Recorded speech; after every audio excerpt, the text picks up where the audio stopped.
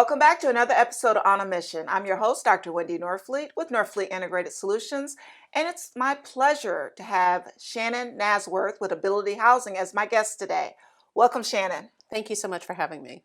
So, Shannon, tell us a little bit about you first. Sure. So I've been working with Ability Housing for almost 20 years now. I'm the president and CEO. And I have to say, I cannot think of anything that would be more rewarding than helping people have a place of their own that they can raise their children in and be safe and happy. Basically, we're a Jacksonville-based nonprofit, and we build or acquire existing multifamily properties and then maintain them as high-quality housing, but provide them at well below market rents for families who just simply cannot afford market housing. Okay. So tell us a little bit. So you told us a little bit about what you do, but how big is your service area? Let's start with that. Sure. So we started here in Jacksonville, and right now we own 6 apartment communities plus several single-family rental homes that we provide. We were asked to expand to serve the Orlando market. So a few years ago, we opened 2 properties in Orange County and 1 in Osceola. And right now we have 5 projects in pre-development. 2 are here in Jacksonville. 1 is in St. John's, 1 in Gainesville, and 1 in St. Petersburg. So we have been growing rapidly. Okay. So now you're a Florida-based company, even though you were Yes. founded in Jacksonville. Yes. So do you know how many units you have?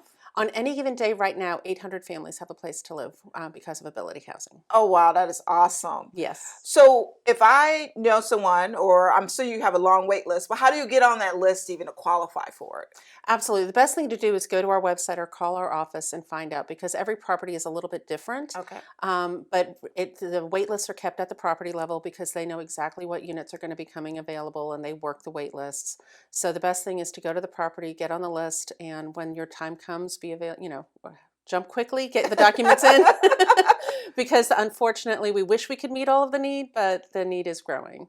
Okay. So I understand that the property, the pricing may vary, what's available may vary, but is there like a general requirement to be put on any list? Yeah, so right now all of our housing is income restricted. So you have to be earning 60% of the area median income or less. That Okay. is the fundamental. We can't waive that. Okay. Everything else is pretty basic. We're very lenient with regards to credit backgrounds. We know, especially with COVID, people have had challenges with their financials, and we understand those things as long as they can explain what's going on Okay. and demonstrate that they have the ability to pay the rent. We really work very hard to screen people in, and we fight to never have a reason to turn someone down.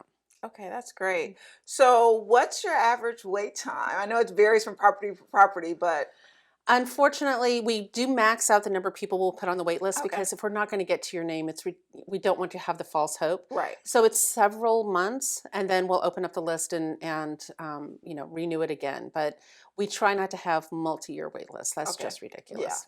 Things change. So I have a sister that in Michigan that at one point in time went through some financial issues, and she was on income restricted housing.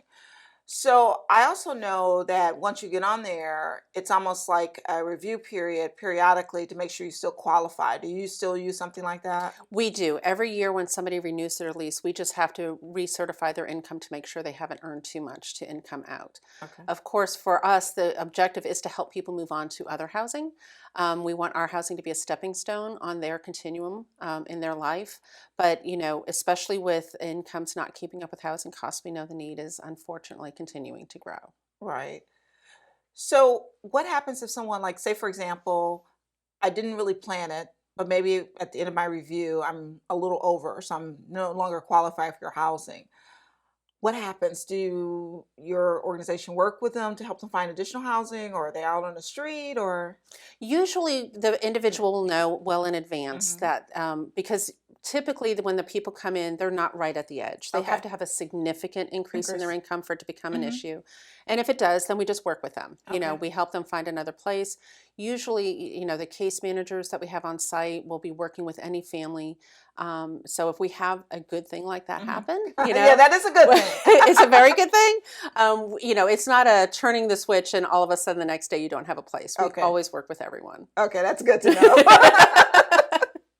So do you guys, I know that you are always, you're looking for property to invest in. I know that you have a robust staff. Do you use volunteers too in your organization? We do, because at all of our properties, we try to provide any access to any resources in the community. So we'll have volunteers come in and do trainings on, and it can be life skills training, cooking, house safety. It can be financial literacy, all sorts of things. So we're always looking for volunteers to help with those. And then sometimes, there'll be a project at the property. We want to upgrade the playground or something like that, and we've had volunteers come in and do that. Shannon, I really applaud all the work you do, and I want to make sure people know how to contact you if they want to be put on a wait list, if they want to make a donation, if they want to volunteer. So how do they do that? The best way is to go to our website, abilityhousing.org. That has all the information on all of our properties as well as how to contact them. And of course, it tells how you can volunteer and donate to Ability Housing. All right. Thank you, Shannon. Thank you so much. Thank you for joining us today. And to learn more about Ability Housing, please go to abilityhousing.org. And we'll see you next time on Buzz TV.